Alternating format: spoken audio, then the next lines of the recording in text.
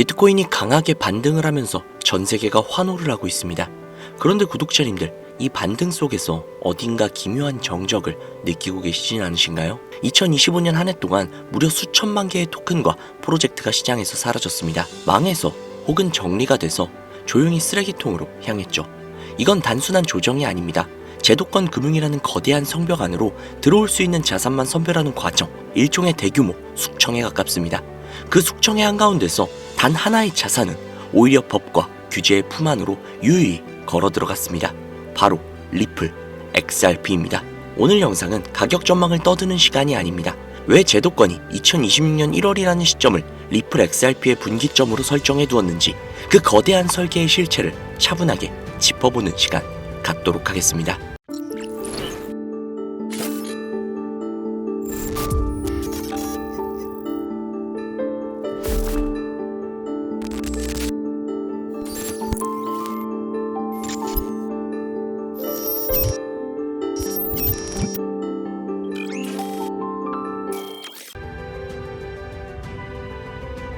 작년 4분기, 한 분기 동안에만 수백만 개의 토큰이 시장에서 퇴출됐습니다. 이것은 잡코인이 망했다 라는 수준의 이야기가 아닙니다. 제도권이 들어오기 전에 판을 정리하는 그런 과정이죠. 이 과정에서 XRP는 무엇을 얻을까요? 바로 현물 ETF라는 방패입니다. 비트코인과 이더리움이 먼저 문을 열었고 그 뒤에 XRP가 가장 빠르게 따라붙었습니다. 가격만 보면요, XRP는 아직도 박스권에 갇힌 것처럼 보이죠. 비트코인이 급등할 때에도 XRP는 조용히 움직입니다. 하지만 ETF 자금 흐름을 보면 이야기가 달라지죠.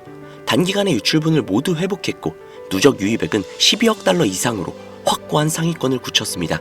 이것은 관심이 아니라 선택이라는 겁니다. 여기서 굉장히 중요한 질문이 하나가 나옵니다.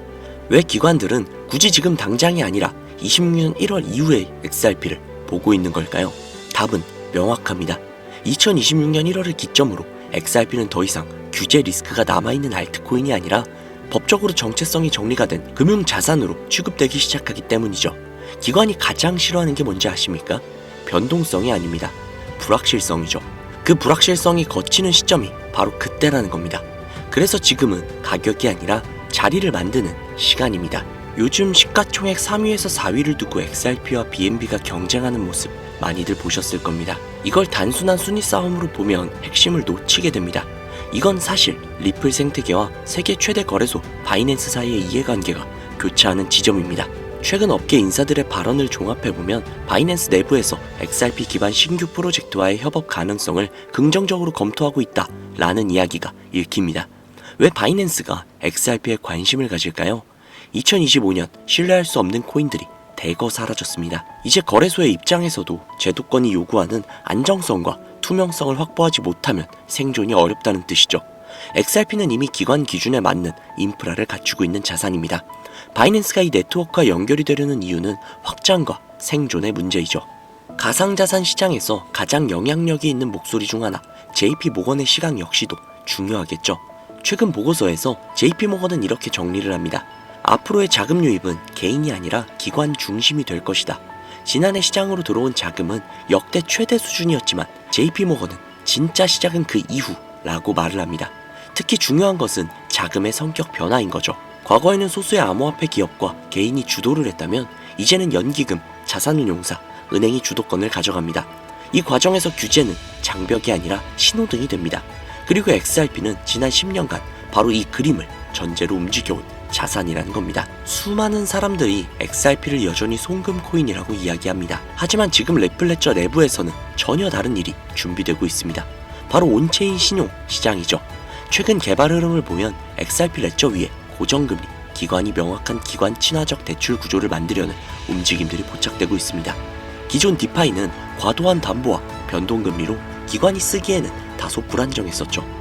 리플이 준비하는 구조는 전통 금융의 대출 메커니즘을 온체인으로 옮겨오는 방식입니다. 이건 단순한 기능의 추가가 아닙니다. 은행의 핵심 기능을 흡수하는 단계라는 거죠. 그래서 XRP는 금리를 만들고 신용을 생성하는 자산으로 진화하고 있습니다. 현재 XRP의 차트를 보면 아주 흥미로운 신호가 반복이 되고 있죠. 특정 가격대 아래로는 쉽게 내려가지 않습니다. 20일 이동평균선 부근에서 매번 강력한 방어가 나오고 있죠. 이건 우연이 아닙니다. 거래소는 XRP 보유량은 최근 몇 년 중 최저 수준으로 내려왔습니다. 파일 물량이 줄어들고 있다는 뜻이죠. 반면 ETF와 기관 수요는 계속 쌓이고 있습니다. 공급은 줄고 수요는 늘어가는 구조가 천천히 임계점으로 다가가고 있습니다. 오늘 이야기의 핵심은 한 가지입니다. 지금 XRP는 화려하게 튀고 있는 자산이 아닙니다. 오히려 가장 조용하죠. 하지만 가장 바쁘게 쓰이고 있고 가장 치밀하게 준비가 되고 있습니다. 2026년 1월 이 고요함이 깨질 때 시장에서 다시 한번 XRP라는 이름이 본격적으로 불리기 시작할 가능성이 굉장히 큽니다. 지금 이 순간을 단순한 횡보로 볼지 구조적 전환의 전야로 볼지 각자의 판단에 달려 있습니다. 다만 단순한 가격만 보고 판단하기에는 지금 벌어지고 있는 변화는 너무나도 크죠.